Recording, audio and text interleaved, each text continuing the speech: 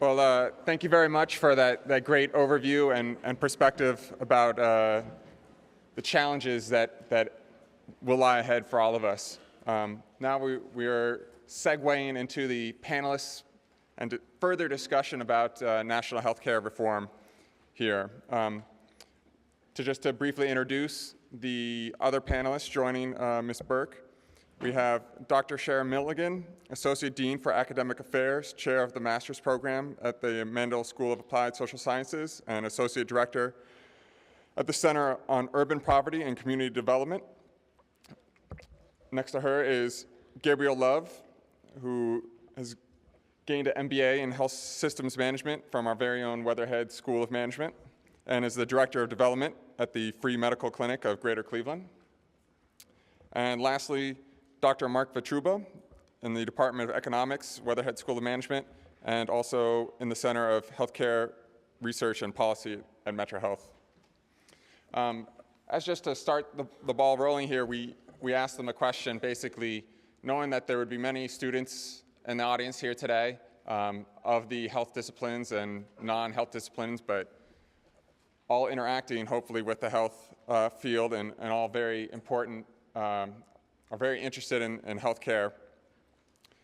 Basically, what are the main challenges that future generations will have to solve to make sure that there's progress made, whether that be in this field of business or uninsured? What in your view would be the main challenge? So if anyone just wants to kind of start, maybe just short comments about it.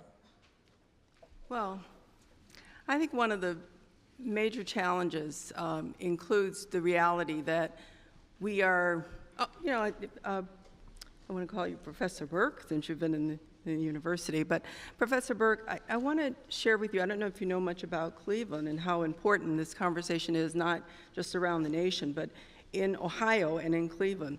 I mean, you're sitting in one of the cities two cities in the top 10 in terms of urban poverty. And, Cleveland, 1 in 4 individuals within Cleveland and Cincinnati are considered poor. And many of the individuals who live within suburban areas of these cities are poor because there is a growing suburbanization of poverty. And so I think that in general, that as we think of being providers, healthcare providers, that we've got to deal with the notion that there is a growing poverty in these major areas. And at the same time, there are growing, as people move out of the city, the growing affluence in the city, we also find that many of the providers are following the affluence. And so I think the challenge is, how do we provide care for people, not only be able to afford care, but also be able to be in a position for people to access that care, both in terms of distance as well as affordability. And so I think that is a major challenge. There are so many people in places like Cincinnati and Cleveland that fall outside of the employer plan, outside of Medicaid. And so I think that is a major challenge for providers, future providers. I would agree with Professor Burke on two of the most important challenges that I expect we're still going to be fighting over, which is the dollars and cents questions of how do we reduce costs, and how do we figure out how we're going to distribute those costs, who's going to pay. I'd probably add two other things, just based on my sort of own impression of how things work and my own research. And one of them I would term how do we get the right care to the right people. And I'm sure if you had more time, you would have talked more about those issues. But I think because we focus so much on cost, which is a good thing to focus on, because there's certainly a lot of utilization that we know goes on in our healthcare system. There's a lot of wasteful medicine that's provided without real benefits, and that could be reduced and produce a savings for all of us. But there's also dramatic underutilization of certain kinds of services, especially for the chronically ill. which I think we should also be concerned about, because folks like diabetics who aren't getting the care they need end up suffering real complications and real problems for that down the road. Blindness, amputations, renal failure. And these things end up costing the system more as well. And so I think we need to think about how we design the system to direct the right care to the right people. And it's also related to this, I'd put a fourth one, which would be quality. How do we make sure that the system is organized in a way that we get the highest quality care to different patients? Right now, we're in a system that's highly fragmented, and a single patient might have 6 or 7 or 8 or 9 specialists working on them at any given point in time without any real coordination between the different specialists working on a different case. I think that's a real problem. I think you know, the notion that IT systems could potentially pave the way for some low-cost interventions to improve the quality of care, I think that's something that desperately needs to be taken advantage of. And so I don't think, you know, as an economist, I feel like I should say cost, because that's what economists are always talking about. But the fact that if you believe the Institutes of Medicine, up to 100,000 people die every year because of medical errors. And that's a cost too. 100,000 people is a cost. And so I think doing something about the quality of the healthcare system needs to be taken into account, not just the dollars and cents. Okay. At the free clinic, and I won't represent technically our whole organization, but I can say the ideal there, we would like to say we would like to be out of business. That as a safety net clinic, if there was some form of universal health care or some health care reform, ideally, safety net clinics in particular should be out of business so that everyone could be treated within the regular health system. I think the things that we see as an institution where we are a majority. I'd say we probably have almost 45% of our patients now are working people whose we really see that immediate impact about the things that you talked about, whose employers cannot provide health care, their small business can no longer provide it.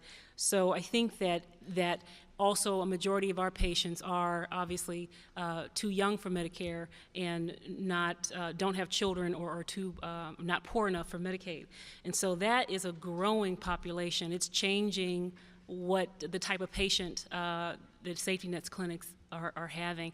And I almost want to say that obviously as they look at partnerships or, you know, the states look at healthcare reform when we have a new president, that they really do talk to the community health community and look at some of the issues that, because we are really on the forefront, we're on the front lines.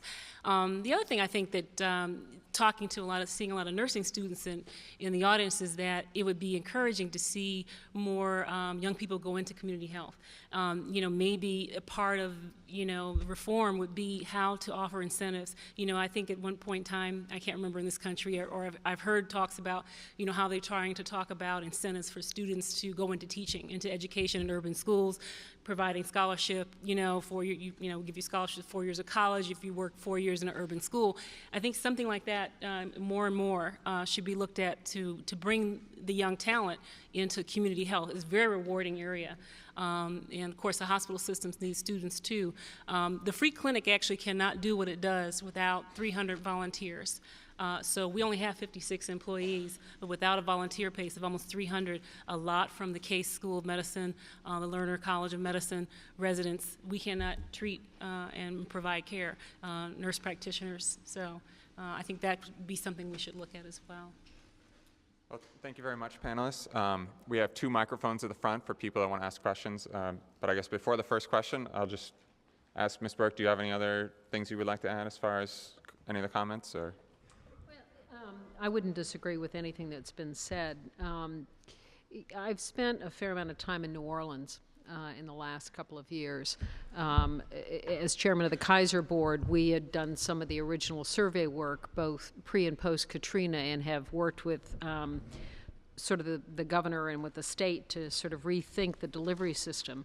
And it's interesting that all of the areas that each of you raised are being confronted in a city that is extraordinary poverty, no infrastructure, essentially dependent upon a single delivery system, which was big charity, which is now gone, re-looking at how they deliver services, with whom, because they also lost so many of their providers who didn't come back, a population confronting not only poverty, but extraordinary chronic illness, extraordinary issues, both mental health as well as physical illnesses. And each of the questions you raise, that is the incentives in the system, how we deliver, whether we deliver services in a way that people can access them, essentially how we incentivize behavior that encourages prevention, that encourages management of chronic illness, how we bring people into the system, how we finance that in a system where essentially there's little employment, and all of the issues with singles and childless couples who don't qualify for the Medicaid program. So you have a laboratory that essentially is confronting every one of these issues. And they are all extraordinary. And that is one small place where all of the issues that you raise, in fact, are being faced.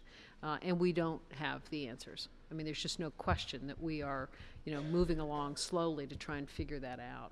What the delivery system ought to look like and how it ought to be financed. No question. Hello? Is this on? All right, this question's for, I guess, whoever wants to answer it. I'm just wondering, is it at all possible just to try to make these numbers a little more real? There's here like $1.6 trillion, $1.3 trillion, and I think a few weeks back I would have said, oh my gosh, that's a tremendous amount of money. That's like 10-15% of our GDP. But then, we spend half of that, in a decision of less than 2 weeks without really thinking about it at all. And are we really? Is this something we can afford, or is this something we can easily afford, or is this, especially given the economic situation now? What do these numbers really mean, and what do they mean for the average or median American? So. Well, you're asking exactly the right question. The question is whether or not we can afford it is a question that we have to answer. It is a question of choices. It is a question of priorities. We spend an extraordinary amount of money on health care today. In ways that are not terribly efficient, that don't achieve the kind of results that we want in terms of mortality, in terms of, quality of life. So it's a question of, is more the right answer and how we spend it? Can we choose to spend it as a government? Absolutely. We have gone through this economic crisis. We've committed $700 billion to essentially a financial, safety net. And we chose to do it. We could choose to do that with respect to health care. It's a question of what is it that we're willing to do and how are we willing to position the government. Same issue with Medicare. So it's, we talk about the GDP. Well, it's 18% of GDP or 17% of GDP, as if that's the wrong answer.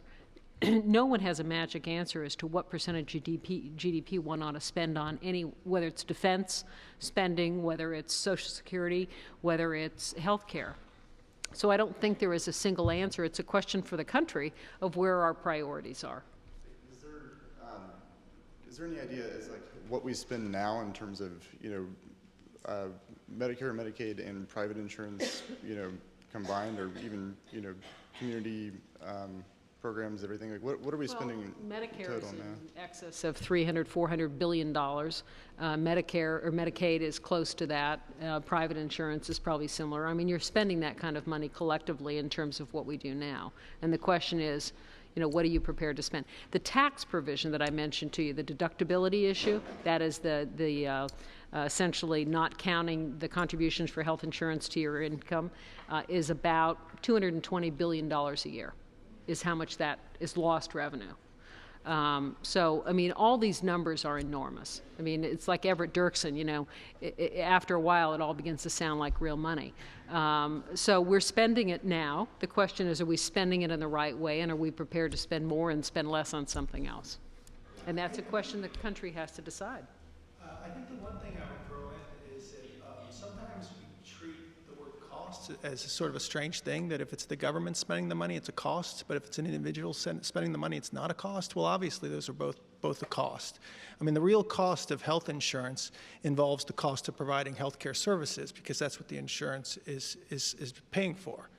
So the question as to which of these plans is going to cost more, the real question is, well, are there going to be more healthcare services delivered under this plan than this plan? I think there it's clear that if the Obama plan leads to greater coverage, that's going to incur greater costs. Now, the government's costs are going to rise way more than the total increase in healthcare spending, because there's also going to be the shift away from individuals towards the government. But I think we sometimes do the debate a disservice by treating a dollar of cost to government as being something terrible, when if it's transfer, if it's saving you $1 to have the government spend $1, that's not a loss. It's a win for you, and it's a loss for the other taxpayers. And so I think we need to separate what are real costs versus what are just transfers. It could be that we want to change the way that we finance healthcare, which may change the transfers that occur through our tax system. I mean, that I think is up to the political system to figure out. Just to pick up on your point earlier about whether or not we have adequate care for people who are chronically ill. I mean, there is a cost associated with not having the appropriate care for people. And so when we think about costs too, we need to think about not just, again, what government spends, but all in terms of those transfers, but also the added costs of providing inadequate care for people. Oh, I agree. And I would even go further. I'd say what we should be focusing on is the cost relative to what we're getting. And then the whole set of questions changes. The question is, are we financing care when it's effective to do so? And how do we prevent unnecessary care from occurring? Rather than always focusing on, well, how much is it going to cost government? I mean, that's a tiny part of the whole thing in my mind. But I agree. I think it's the showstopper politically. But I think for everyone else, we ought to recognize it as being a smaller part of the problem than what we recognize. You know, the question, you answered something in your presentation that was my question here, and that was the question about the dominance of one party over the other, the single party control.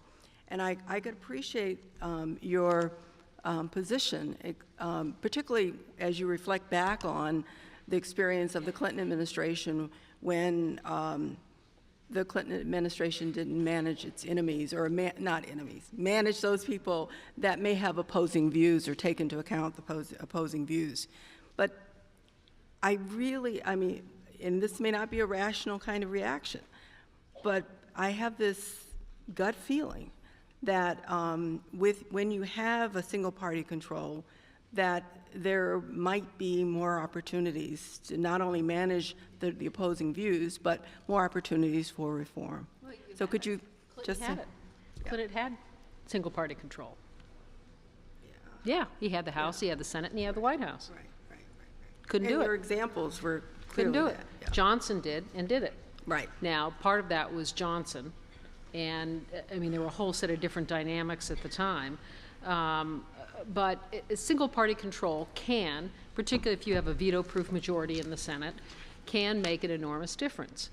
No question. But you can't assume that the party is monolithic, that in every case a party will lockstep, although it happens. It certainly increases the odds in favor of an agreement or a solution when you have less to worry about in terms of an opposing party and votes. But again, we can look at the 93-94 experience and learn a great deal. One was timing, that they chose to delay. The first issue they took on were gays in the military, probably not the thing they should have done as their first big issue. Then they took on welfare reform, essentially delaying health care for an entire year. They allowed the opposition that included both Democrats and Republicans to form. They did nothing to essentially build a stakeholder base. And they made a decision not to engage the Congress fully at the outset, so they ended up with a product that couldn't survive a legislative process that was controlled by Democrats. They couldn't get the Democratic leadership in the Senate to support them beyond Kennedy. They didn't have the support in the Senate Finance Committee. On the House side, they had support from Henry Waxman and others, but Rostenkowski, who was at Ways and Means, was not an enthusiastic supporter. So, each of the players have their own constituencies, and so each of them has to essentially have something in the game. And the mistake that was made was a timing mistake, it was a process mistake, it was a procedural mistake, it was a detail mistake. And having control of all three houses didn't help. So again, I would expect in this next go-round, I think there were I think there were people that came out of that experience that'll be part of this transition who will have learned from that. And I think in this case, you might see that single-party control will, in fact, have the desired result. But the consensus that's building right now is Bob Bennett, who is a Republican senator from Utah, and Ron Wyden, who's a Democratic senator from Oregon. They are the players that are building a centrist coalition at the moment on the Senate side. Ted Kennedy's got a centrist coalition working as well with Orrin Hatch and some others. So the instinct will be to bring some of those players on board and, again, avoid some of those mistakes. So it can absolutely, I mean, it clearly improves the odds, but it can also be squandered, which is what we've seen. I just kind of had a question maybe for the two of you. You know, corporations do understand the cost of poor health to worker productivity, and, you know, and it's something human resource professionals, benefits planners, you know, really, you know, they build their own programs within their companies, they address this and their costs, but I'm not really hearing what corporations or corporate America is how they're looking at what type of plan the different political party, you know, different politicians are presenting, and whether they value, you know, a particular plan and how that will help them, because there is an economic issue also with poor health, huge with productivity, lost time, and I'm just not hearing enough from corporate America about, you know, this kind of investment and how it might be valuable. As a general matter, the issue historically has not been with corporate America. In excess, on average, about 62% of employers in this country offer insurance coverage to their employees. It is actually far greater a percentage among employers of 200 or more. The biggest issue is in small employers, 200 or fewer people, and it is largely the cost and the risk issue, because they essentially be smaller groups. You've got a smaller pool against which to spread the risk. So historically, the issue on the employer side has been largely a small business issue. So it's been the Chamber of Commerce, you know, those folks, rather than the Business Roundtable, because all those guys tend to cover it. Having said that, you know, the automakers made it a big issue. You'll recall, I don't know, it was Iacocca, but they essentially talked about the amount per car that was essentially both the retiree and active duty employees. So there's no question that business sees the cost of health care, both retiree health care and current employee health care, as a huge economic issue. Now, the tax change for them has no impact. It's still a business cost to them. So the tax shifts that are suggested will have no direct impact, pro or con, against the employer, except to the extent that it encourages employees to drop coverage, if essentially you move them out, and so it reduces the employer's profile. But you've not seen big public positioning on either plan by employers at this point. Now, mandates, to the extent that you mandate employers, again, the biggest impact will be on small business. Now, they worked through that in Massachusetts, which is why you asked that, you know, they excluded some folks in Massachusetts, very small folks, but others they brought in. And essentially, Senator Obama's prepared to subsidize employers. So for the smallest employers who take on the biggest burden, there is some suggestion that there'll be a subsidy system to help finance that. But it'll be the small players, not the big guys, who have something to care. Other employers, the big guys, are investing in chronic management. They're investing in the kinds of employee behavioral things that encourages productivity, that keeps people at work, that reduces their dependence on unemployment or on disability benefits. But again, this is all about cost, and it's cost of products, whether they're competitive in an international market. But it's the small guys who will have the biggest play.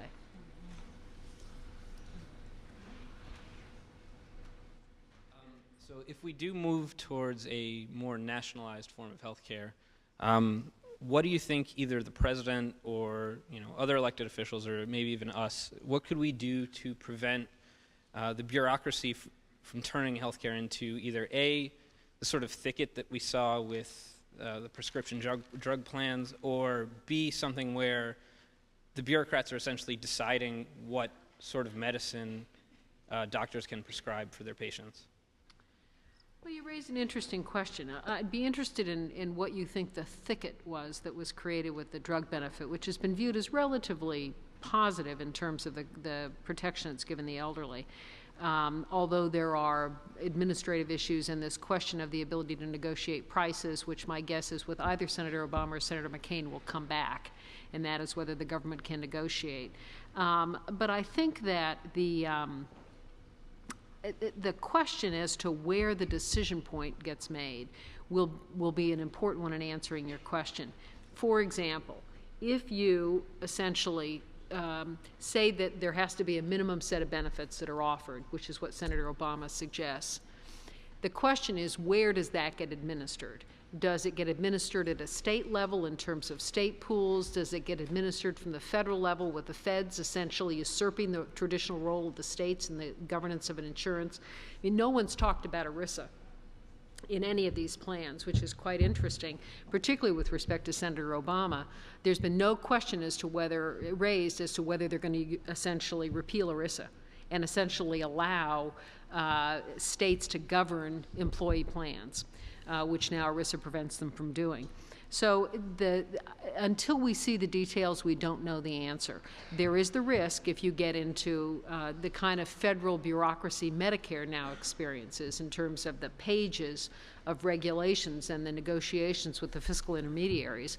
But if you let it play out at the state level where it plays now, and it's built on the current system, there's less intervention. So the subsidy system can be run in a fairly straightforward way through the tax system. If you make it a refundable credit for people who aren't in the tax rolls, then you got to figure out how to distribute it. But there are ways to avoid it becoming a federal bureaucracy depending on where you put the decision points. And I don't think we know the answer to that question yet. I think that's a great question. I have a different perspective on the Medicare Part D. I mean, I agree that most people probably do consider Medicare D a success because we've helped a lot of people, and we chose not to pay for it. We're just going to pass on the debt to the future generations because we passed billions of dollars in new spending without raising taxes to pay for it. So it's easy to make people happy with those kind of programs, except for you guys who will have to pay for it. As far as the amount of choice, I mean, I feel bad about this because this is one of the areas where I think economists have sometimes done a disservice to healthcare in the country, because we tend to tell our students that choice is good, and by and large we believe that's true. But economists don't believe that quite as strongly as everyone else in the country now believes. We actually have evidence that when people are overloaded by choices, it makes it harder for them to make decisions, and they make more mistakes.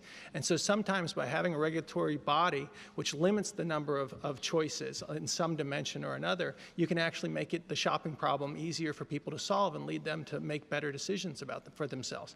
The third thing I would say about prescription drug coverage is we treated it like it was insurance, and it wasn't insurance because people were essentially buying coupon books for drugs they knew they needed. This wasn't insurance. Insurance is meant to shield you against unexpected catastrophes. This was just a coupon book because you knew what your expenses were going to be and you wanted to buy the right coupon book. And we actually have evidence now that people weren't even very good at buying the right coupon book for themselves because they were so confused by their options. So I think there are lots of ways the government can intervene to make that shopping problem easier for people. I don't think it has to be over the top where the government has to tell everybody what plan they need to be on. But there certainly is a role for the government to play as far as helping people make better choices for themselves. Sure. You raise an interesting question and make a good point. One of the interesting challenges with the drug benefit, which isn't insurance by anyone's definition, there are counties where the elderly have 75 plans to choose from. And the Medicare locator, where essentially you can go on and compare and contrast plans, which you can do, allows you essentially to tee up 3 at a time. So when my mother-in-law, who's in her 80s, called and said, she lived at the time in California, she now lives in Pennsylvania, but called and said, how do I decide what plan? I called somebody I knew at the Kaiser Foundation and said, Molly, how do I run this program? And essentially, what we have done is confronted people with choices, too many choices, and in fact, there's a point at which there is, what we've seen is that when people choose a plan, They go into the plan, they're brought into the plan because the price point's fairly low. Then essentially they stay in the plan raises its premiums, knowing full well that the reluctance of the elderly to change once they're locked in, unless the plan gets bumped out. So you have this status quo, this resistance to shopping. So this the sense that there's this big choice and everybody's making all these wise choices stops after the first choice is made, after the first year. I mean, it's been a very interesting phenomena to watch. And so you're exactly right. How we construct the choices, what we let people choose to do, and how you create that opportunity has an enormous impact on how successful it is. But this idea that just, a free market where everybody rumbles around, it has not proven to be very effective. And that's an interesting question in the McCain plan. If you let people market outside the state and essentially you can choose wherever you want to go to buy your insurance, query how useful that will be in terms of really constructing choices that people need. I don't know the answer to it, but that's a great question to ask.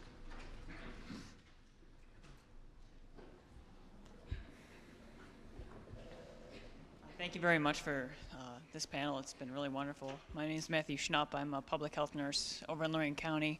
And when I hear about, whether or not a whole Democratic ticket would sway policy if you had a majority, or whether or not one plan's better than the other, I think of it in terms, say, nothing really gets moving because we're in such an economic downturn, and you have the middle ground, the status quo is left where it is.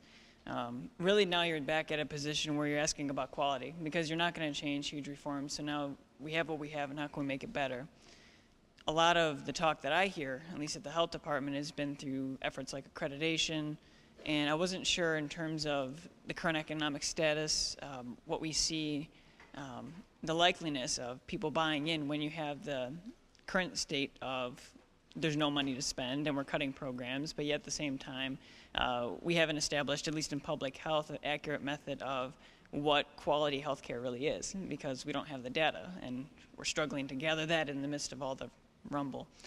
So I wasn't sure what your thoughts were in terms of economy, in terms of higher politics, and in terms of healthcare, what you see the challenges are for establishing some sort of guidelines with the status quo. Forget the fact that, there's going to be a national health care plan. I would love to see it. But if we're left with what we're at, what do you see those challenges are? And you sort of addressed it, but I was just going to mention the question more fully. So, Are you asking all of us? if you have something to say, go for it, yeah. Oh. Are you saying if nothing changes right away, what would be the most important thing to, Right, as far as say health? we're hit, say the election is passed and they tried, it didn't work so well, but here we are still, we're Right. still breathing. So. Well, kind of from the safety net clinic perspective, we would love to see the government do more as far as trying to support safety net clinics. I mean, I don't have the immediate data on how many of us exist. My boss right now, my executive director, is at the National Association of Free Clinics. And I just came back from the Ohio Association of Free Clinics, and at that, I know that we have over 50 in the state of Ohio. It's a significant part of the healthcare system, but I don't really know if we're really considered a part of the healthcare system. We formally refer to Metro Hospital, and we know that our existence, particularly in Northern Ohio, really does help the healthcare systems because you get people walking in the emergency room for cold, flu, or complications from diabetes when we could be seeing those people. So we are a very important part of the healthcare system. And I think from our perspective, it'd be nice to see at least some immediate moves to fund safety net clinics in more heavily. Right now, I'm director of development, so I'd say a good third of our funding is foundations, grants, private donations. We participate in the prescription assistance program. We count that as part of our government. We get some Title Ryan White money for HIV, AIDS care management, but we're not a FQHC. We're not a fairly qualified health clinic. So so we don't bill Medicaid. So we're outside of that Title X type of money that comes up, which is significant. So because we don't bill Medicaid, Medicare, and I think that we're a growing number institutions in the healthcare system in this country, and I think we really address care for the working poor, increasingly the working people, as well as low income. And as we said earlier, chronic diseases don't get managed, they don't get diagnosed or managed. They just end up in the emergency rooms of our country's healthcare system. So I think that would be a great place to start, trying to meet those immediate frontline needs. Yeah, I think a couple things that might address some of your concerns, or at least there are ideas that have been out there. And one of them, I think, is part of Obama's platform, is this idea of a Center for Comparative Cost Effectiveness Analysis. Is that the right? And so I think this is a good idea. The basic idea being that we need to have a center which operates as a clearinghouse for all the research about which treatments are more effective than others. And I think this would be very useful at helping direct resources to the places where they can do the most good. I think the other part of that, and this is the economist in me coming out, is that one thing which is also on the horizon is we're increasingly thinking about ways of how we can pay providers who produce better outcomes. And I think the more that we have providers focused on producing better outcomes, the better our healthcare system is going to be. So I think that's a positive development that doesn't necessarily rely on a huge reform of the whole system. Actually, it does. It is a huge reform. I think there will be changes. I think they'll start with Medicare. I think they will start moving towards pay for performance. I do think this issue of comparative effectiveness is something that people will invest in, at third-party payers as well as the public payers. But don't underestimate the enormous challenge that will be, because you're going to move money from someone to someone else. This is not about, this is a zero-sum game. There has been a lot of work done recently, and my guess is Medicare will push hard on this, on hospital readmits, and essentially looking within in a diagnosis and looking essentially for the frequency with which there are readmits and over what time frame, and setting rules that essentially cuts back on payment within a certain illness period for that readmit. I mean, we have statistics that are overwhelming in terms of how many people come back in because apparently they clearly weren't treated correctly the first time around, and whether you start penalizing that in terms of the provider. So I think they're going to be looking for lots of opportunities to encourage quality by essentially linking it to payment. Having said that, there are very mixed views as to the quality of the data broadly in terms of diagnoses. I mean, there are certain diagnoses where we know a great deal, and we can with some accuracy say, this is what should have occurred, we will penalize on this basis, we will pay on this basis.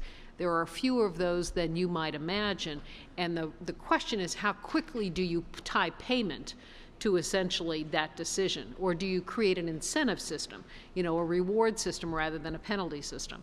So I think that will be something. Both Obama and McCain have talked about that. There's a lot of work going on around building those data systems in the public payers. And so I think they will move in that direction. I think the investment in electronic medical records and tracking what's going on and essentially incentivizing people, I think that will occur.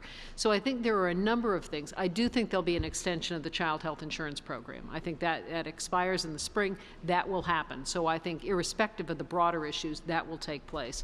So I am not yet prepared to say nothing really can happen. Now, whether we do the massive things, I think unlikely in the near term, but I think there are a number of these interim steps which will put us on a road for bigger reform over the long term that involve the payment systems, that involve the delivery system in terms of incentivizing clinic systems or that are closer to people's homes and can manage them differently. This question of a medical home, whatever that means, no one's yet fully defined for me what that means, but the concept of essentially tying someone to a system where they get consistent care and that it's organized, the management of chronic illness. But again, the federal government's capacity to do that is largely through the public payers, through the Medicare system and to a certain extent the Medicaid system.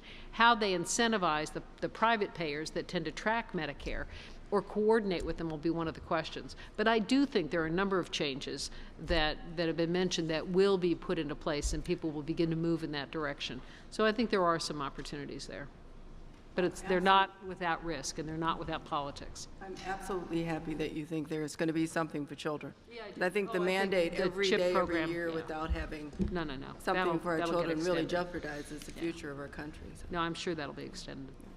I have to say I can't agree with you more. our health department is one of a couple that have, at least in Ohio, that has been working with the Robert Wood Johnson Foundation, trying to look at essential services. Yeah, and so for those of you who don't know what that is, it's a grant that was funded to try to look at a solution for accreditation or some sort of like quality improvement model. And even in those local meetings, when you have just your local counties getting together, there's ferocious turf wars on you're going to punish me and how. I mean, I even see it in doctors' offices when you have linked immunization rates and you say that this is going to the state or the CDC.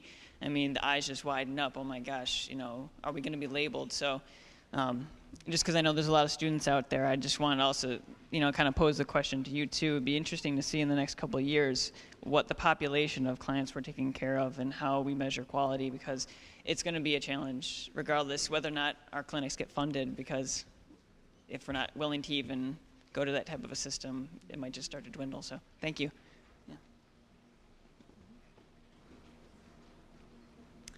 Hi, I just want to say I'm a nursing student here at FPB, and maybe I'm a bit of a cynic, but I think that lobbyists have a big role in Washington, and I was just wondering if you could touch on, you know, we'd all like to think that the senators and all the people in Washington are, you know, there for everyone's best interest, but there is money involved, and you know their interests do lie with certain areas. So how would you think like managing your enemies is going to play a part with the lobbyists? There are lobbyists, and they do have a large role in the debate when the debate occurs. They are, I think people fundamentally go into public service for the right reason. I think people that choose to run for the House and the Senate are honorable people who fundamentally are there because they do want to help people. There are constituencies, and you know, someone's lobbyist is someone else's spokesperson. And there is a balance to be struck. You know, whether it is the folks that used to come in to see us, you know, everything from the ethanol producers to the Future Farmers of America to the hospice providers, everybody has a constituency that they are representing. And it's a question of a balancing act. My view, and I think the view of the people with whom I worked, was always that you gather information from the broadest range of sources, and you use that information to essentially try and create a balanced point of view. There are people who have abused it. There is an enormous amount of money that exchanges hands in terms of campaign contributions. We see it every year in every campaign. And so, you know, there's no question that there is a challenge there. But it is neither one party nor one issue. It is fairly broad. And I think people learn how to manage it. But there's no question that it's a big issue. I mean, there will be enormous amounts of money spent around healthcare reform, should it occur, or around any aspect of this. I mean, every time there's a Medicare change to payment rules, there is a big battle that takes place. So I think to suggest otherwise would be to ignore reality. And it's a question of a balancing act. There will be another Harry and Louise, you know, it'll be Bob and Ted, or it'll be something. And, you know, there will be a union representative, and there'll be a senior citizen representative, and there'll be a physician representative, and a hospital representative, and a nursing home representative, and a DME representative. I mean, they will all be represented. And the question is to try and understand the information they're giving you and balance it, and so that you get a realistic picture. I think that's certainly what I viewed as the role of the staff, to essentially create that balance and give that information. But it is a difficult process to manage, no question. Thank you. What should be the primary focus of healthcare reform in the United States? It seems to me that there are many directions in which healthcare reform could go.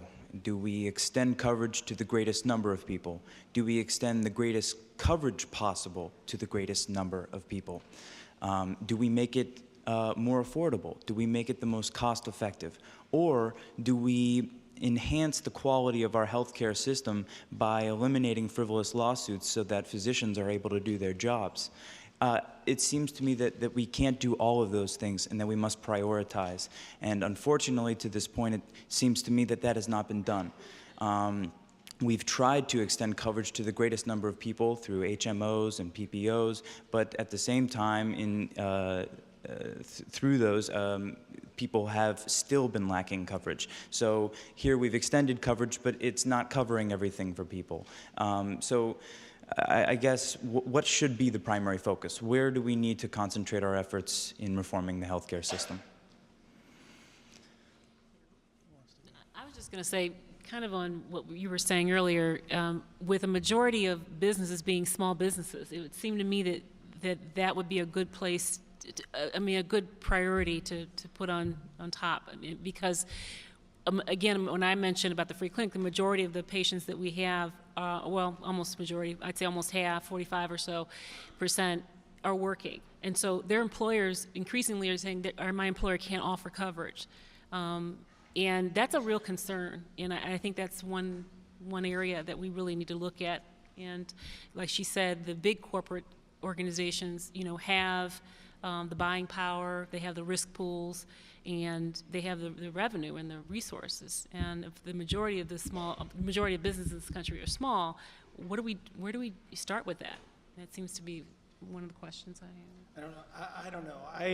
I always stick with the three: cost, coverage, and quality, and I don't see how you rank those. I think the cost and the coverage are very hard to separate anyway, because we're not going to get to universal coverage unless we get healthcare costs under control. That's my sense of it, and just my personal feeling is that we understate the importance of quality and the deficiencies that our delivery system has as far as quality goes.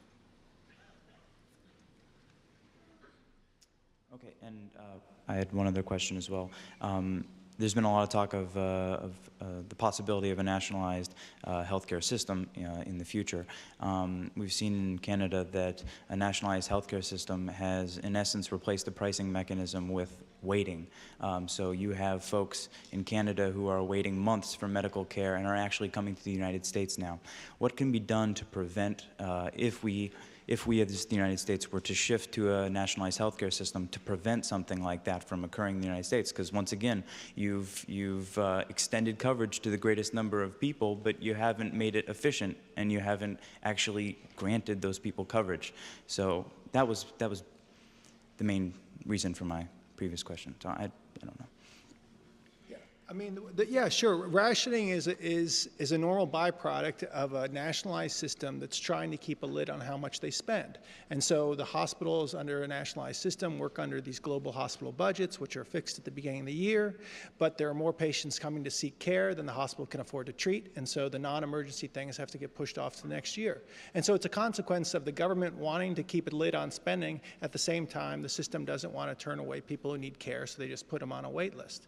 The way you solve that is you have to finance the system more generously if you don't want to have those waits, or you have to be more explicit about who isn't going to receive care. You have to say, okay, we're not going to do these kinds of surgeries anymore. I don't think we'd ever get to that kind of a place in the United States, but I think it also tells you that, if we were to have a nationalized system here, I don't think we should expect it to be as inexpensive as it is in other countries. I would expect it to be more expensive, because I don't think we would tolerate that sort of thing. I guess I'm not entirely sure what you mean by a nationalized system. We have one. We have Medicare, which is a nationalized system for the elderly. We have the VA system, which is a national system for veterans. I mean, we have variations on that theme. The question is, are you talking about a single payer system? Or are you talking about a fully insured universal coverage system? I mean, the answer to that question will drive the methods by which it is put into place. The question of allocation of resources is one that we confront today, and the criticism of our system is that in many cases we overutilize those services, that the availability of technology, the shift towards specialized care, the absence of primary care, essentially the staffing in some cases of the specialty areas have led to utilization that in fact is not useful, and certainly doesn't necessarily contribute to quality. So there, in your question, which is an excellent question, are a whole variety of issues. There are issues about the design of the system, the allocation of resources, the setting of priorities in terms of the services that we deliver, the financing of those services, whether or not we're dealing with a single government payer or whether we're dealing with multiple payers, but everybody's covered, which results in a different kind of behavior. There are questions about how you encourage the right kind of utilization, how you introduce new technology into the system and essentially phase out inappropriate or inadequate technology. And those are questions that we have not yet dealt with in any payer system. The VA is good at certain things. They've done well in terms of the development of electronic medical records and a lot of their pharmacy issues and some of the quality issues. Medicare has had a remarkable impact in bringing the elderly into mainstream services. When we introduced the Medicare program, the elderly were on average greater levels of poverty, far less use of the healthcare system, greater existence of conditions that could be treated. Medicare essentially dealt with that, but brought with it a whole set of issues in terms of how it was financed, the fact that we did a pay-for-service, a cost-based system, then we moved to DRGs and PPS, and then we moved to, the encouragement of managed care. We've had mixed results with that. So again, the answer to your question depends on the question. Is it a single payer? Is it a universal coverage? Is it a uniform system? And the answers will depend on all those pieces. But each of them are areas where we have not done well. Yes, we make it available. There aren't waiting lines, but there are a whole lot of people that don't get any care at all. So, not such a great system.